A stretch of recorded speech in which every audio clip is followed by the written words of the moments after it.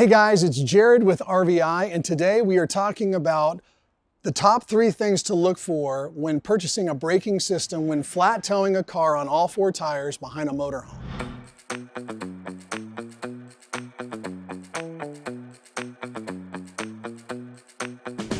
Now, this is a big deal. A lot of people think I've got a really big motorhome. Who cares about this little car behind me? But you would be surprised. The smallest cars are 1,500 pounds, and it can add 3, 5, 10, up to 50 feet of stopping distance, depending on how big your towed vehicle is. And even 3 feet can be the difference of a car accident.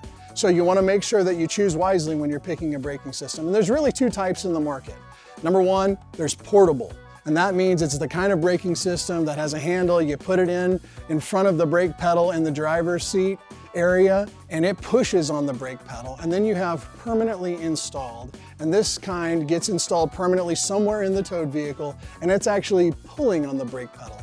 And you really never see it. Once it's installed, you never have to really think about it. So the first thing that you want to consider when purchasing a braking system for a towed vehicle is, how often do I travel? Do I want to interact with this braking system? Do I care? Some people, whether they travel 3 times a year or 30 times a year, they don't care if they have to put it in and out of the driver's seat. Other people, they're thinking, I don't care if I have to travel once a year. I don't want to interact with it. So you really need to decide, like, what makes sense for my personality? And I know it's a little tough because you may not know, well, how's it gonna feel if I've never owned a braking system? Ask your friends. There's plenty of information like this on the forum, but obviously our customer service team would be happy to walk you through that decision. Number 2 is, what's the response time of this braking system in my towed vehicle? This is a really big deal. Most brakings last 3 to 4 seconds when you're doing a braking.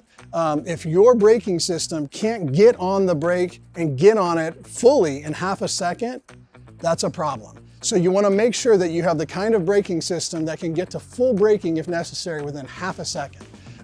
If your braking system is pushing up against the seat cushion in the driver's floor pan, that can be a problem because it's absorbing the pressure that you want going towards the brake pedal. So make sure you avoid that.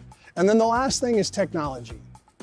Now, technology is a big word that we throw around a lot these days, but what I mean by that is this product designed for you, the customer? So one thing to consider from a technology standpoint is, will it protect me if I do something silly in setup? If I absentmindedly do X, Y, or Z, will it let me know, hey, stop, you need to unhook this brake, like brake lock detection. Make sure your braking system has brake lock detection, so that you are protected from making a mistake and then dragging your brakes. I mean, I think that's one of the biggest fears, and a lot of people just avoid braking altogether, buying a braking system altogether, is because they don't want to do something like that. Make sure your braking system will protect you from that. And number 2 is what we call terrain sensing software.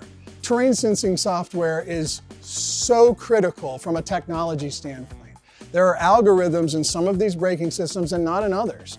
And it makes a big difference. A lot of them you have to get to the top of a mountain pass and make your braking system less effective because it doesn't have terrain sensing software. Whereas having terrain sensing software, it doesn't matter if you're going up a hill, down a hill, or flat.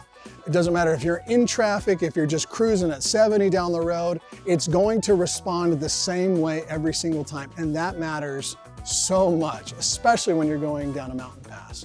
These are big concerns by other RVers, and it's a concern that you should make sure that you have thought about as well. So those are the top 3 that we would recommend that you consider for you and your family. If you have any questions or concerns, do not hesitate to reach out to our customer service team. They would love to help. In the meantime though, happy RVing.